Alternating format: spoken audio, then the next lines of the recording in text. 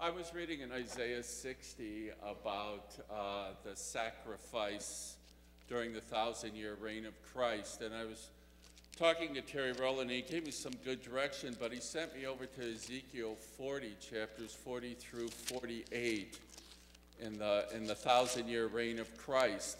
And it sounds to me that there will be animal sacrifice at that time. If there isn't animal sacrifice, what type of sacrifice will there be? And in the Old Testament, the sacrifice, we would always look forward to the cross of Christ. And in the 1,000-year reign, are we going to look back to the cross of Christ? And since redemption has been completed through Christ, what is the purpose of the animal sacrifice? Wow, Phil. I think that's about 6 questions, okay? The last one is, what's the purpose? And I'll answer that real quickly. I decided what I'll do is I'll just answer this like I would in a hallway between services. And so, Phil, yes, there are animal sacrifices because there wasn't anything wrong with animal sacrifices in the Old Testament. And they were all portraying the coming sacrifice of Christ. No one at any time in history was saved by any animal sacrifice. They were always saved by faith and a faithful response to what God asked for. And he asked them to, and if you've read, that's why, even though for a lot of people it's hard to read Leviticus, it's beautiful to read Leviticus. The father brought the sacrificial lamb for the family. The family watched him. He brought it to the priest. The priest looked it over to make sure it was unblemished and kosher, proper according to the standards of God. The dad put his hands on it, signifying that he was confessing on behalf of the family all of their inability to save themselves, and the guilt for their sins was on that animal, which was innocent and spotless and not guilty of anything. And that animal was slain in their place, and it was much like this. This is sin. Now watch. If I do this long enough, you can't see the sin. That's what every animal sacrifice did. It just covered, and that word for covering, kafar, the Hebrew kafar, which by the way is the same word that's used in the ark for the pitch, it covered. But is the sin still there? It is. And so what all of the Old Testament sacrifices did is all of the animal sacrifices looked forward to the cross.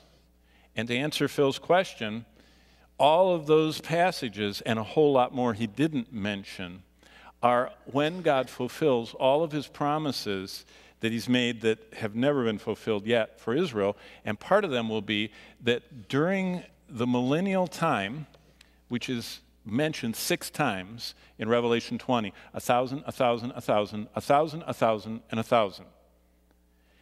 That means there's 1,000 somethings coming. And most likely it's a year, and that's what millennium comes from. But in the millennium, in the millennial temple, which is what this describes, all of the sacrifices look back at the cross.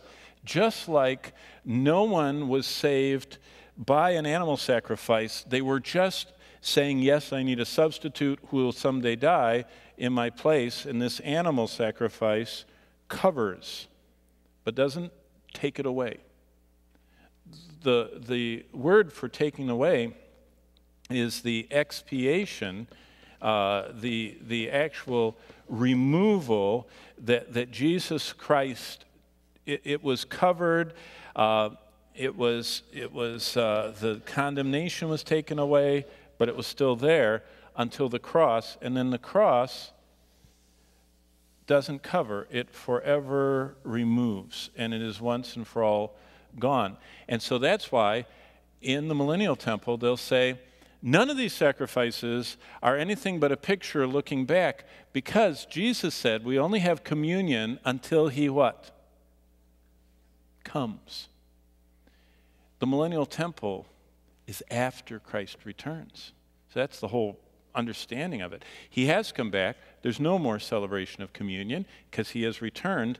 And so he goes back because the millennial temple is evangelistic. It's pointing people to the cross. And the majority of people in the millennium are lost, unsaved. How we know that? Genesis 20, God burns them all up because they rebel. Even after 1,000 years of having Jesus Christ portrayed in the temple, him actually being here, ruling with a rod of iron, and they still reject. So, Phil, I would love to go, and I can draw many pictures and explain it, but I personally believe that unless you want to spiritualize some very, very clear teaching that there is a temple, right down to the measurements. They do animal sacrifices, and they do a lot of other stuff too. They have a priesthood. The priesthood follows Leviticus's qualifications. They also have feasts. And you know what God says in Isaiah? He says, if you won't come to my temple in the millennium, I won't rain on your field. Wow. It'd be like living in West Texas, today, and nothing would grow. So God is trying to get everybody to come through, see the picture of the cross, bow in faith, evangelistic, and the purpose is always the same. Sacrifices pointed to Christ, and the ones in the future will point back at Christ.